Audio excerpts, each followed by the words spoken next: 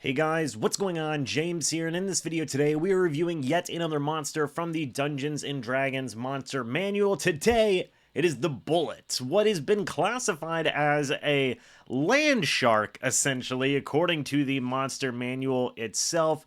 We're looking at yet another kind of mid-tier difficulty style of beastie here. Underground hunters are what bullets are. They use their powerful claws to tunnel through the earth when they hunt. Heedless of obstruction, they uproot trees, cause landslides, and leave sinkholes behind them. When vibrations in the soil and rock alert a bullet to movement, it shoots to the surface, its jaws spreading wide as it attacks. Now, the overall terrain of where bullets like to stay ranges a lot, from temperate lands, feeding on any animals and humanoids it comes across. These creatures dislike dwarf and elf flesh, however. Very interesting thing to note there. They often kill them before realizing what they are. A bullet loves halfling meat the most, and it is never happier than when chasing plump halflings across an open field, which is just a wild sentence to read here. So, halflings and bullets are the natural enemies of each other. An interesting thing to make a note of there. A bullet has no natural lair, but does roam a hunting territory up to 30 miles wide, which is pretty interesting in my opinion. You then keep on reading, and there is some talk in the Monster Manual that some sages believe that the bullet is the result of a mad wizard's experiments at crossbreeding snapping turtles and armadillos with infusions of demon ichor.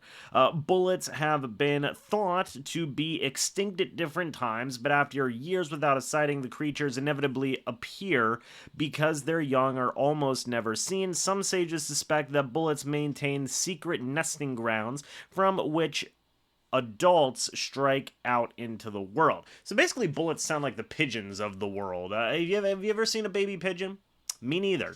But going back to bullets here, these things are not evil in nature. These are large monstrosities. These are unaligned. It reminds me a lot of the basilisk that we reviewed earlier in this series, where they're not aligned. They're really just a wild animal at the end of the day.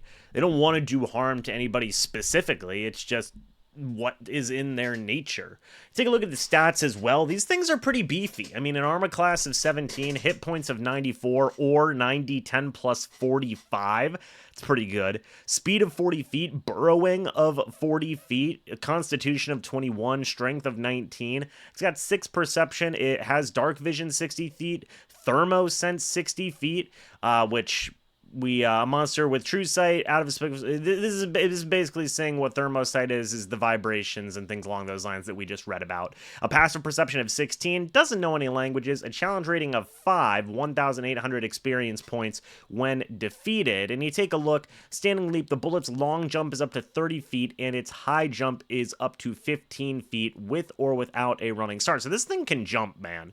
This thing can jump. Its bite attack is pretty darn strong, plus 7 to hit, a reach of 5. On average, it hits for 30 damage, or 4d12 plus 14. Or plus 4, not plus 14. Oh my gosh, could you imagine? So you're looking at like a max of, what was that, like 52 damage? Math is hard, but 52 damage max, an average of 30. Not too bad.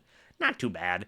It is what it is. But Deadly Leap is where the bullet gets an interesting ability here. If the bullet jumps at least 15 feet as part of its movement, it can then use this action to land on its feet in a space that contains one or more creature. Each of those creatures must succeed a DC 16 strength or dexterity saving throw, or be knocked prone and take 14 or 3d6 plus 4, which is good for 22 bludgeoning damage, plus 14 or this 3d6 plus 4 slashing damage.